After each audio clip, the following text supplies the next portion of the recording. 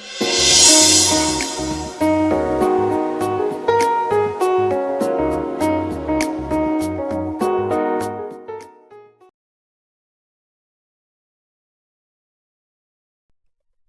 जिल्हा काँग्रेस कमिटी असेल, आमचे नेते आदरणीय राहुलजी गांधी, महाराष्ट्राचे प्रदेशाध्यक्ष हर्षवर्धन सपकाळ साहेब, आपल्या नांदेडचे खासदार जिल्हाध्यक्ष रवींद्र चव्हाण, लातूरचे खासदार आपले डॉक्टर शिवाजीराव काळगे, माजी आमदार ईश्वरराव भोसीकर यांच्या मार्गदर्शनाखाली SIR अंतर्गत कंधार तालुक्यामध्ये हे काँग्रेस पक्षाच्या वतीनं जनजागरण मोहीम या ठिकाणी आम्ही करणार आहोत.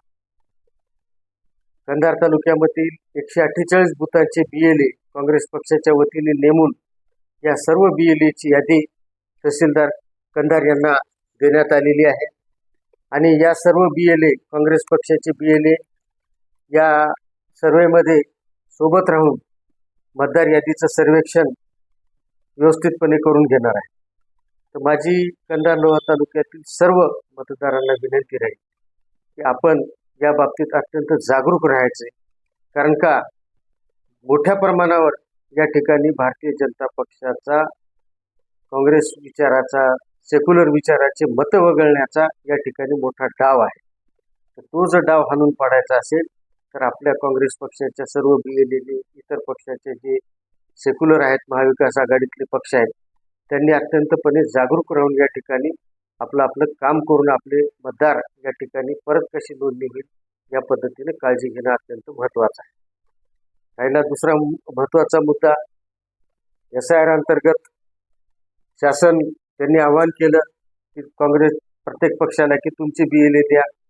आज काँग्रेस पक्षाच्या वतीने कंधार तालुक्यातील 148 बुथांची आम्ही पूर्ण यादी BLAची तयार करून मान्य तहसीलदार साहेब कंधार यांना दिलेली आहे आणि भविष्यामध्ये 21 तारखेच्या नंतर आमचे सर्व BLA प्रत्येक गावोगाव या बुथावर जाऊन त्या कर्मचाऱ्यासोबत मतदार सर्वेक्षणामध्ये सहभाग घेतील, आपले आपले मतदार नोंदून घेतील आणि तसंच मतदारांनाही माझं सांगणं आहे की सर्वात अगोदर ग्रहभेटी ज्यावेळेस होतील 21 तारखेच्या नंतर, त्या ग्रहभेटीच्या वेळी प्रत्येक मतदारांनी होईल तो शक्य तेवढं किमान आपल्या कुटुंबातील 1-2 माणसं तरी आपल्या घरामध्ये थांबा, कारण का कुठलं तरी कारण शोधून या ठिकाणी मतदान कमी करण्याचा डाव या ठिकाणी भारतीय जनता पक्षाचा आहे. ते जर आपल्याला हाणून पाडायचं असेल तर आपल्याला अत्यंत जागरूकपणे राहावं लागेल.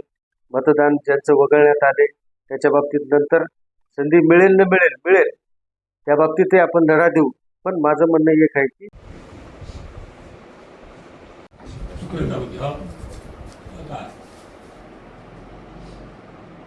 उद्या सुट्टी आहे. 9 दिवसामध्ये 4 वेळेस वाढेल पेट्रोल डिझेल. निवेदन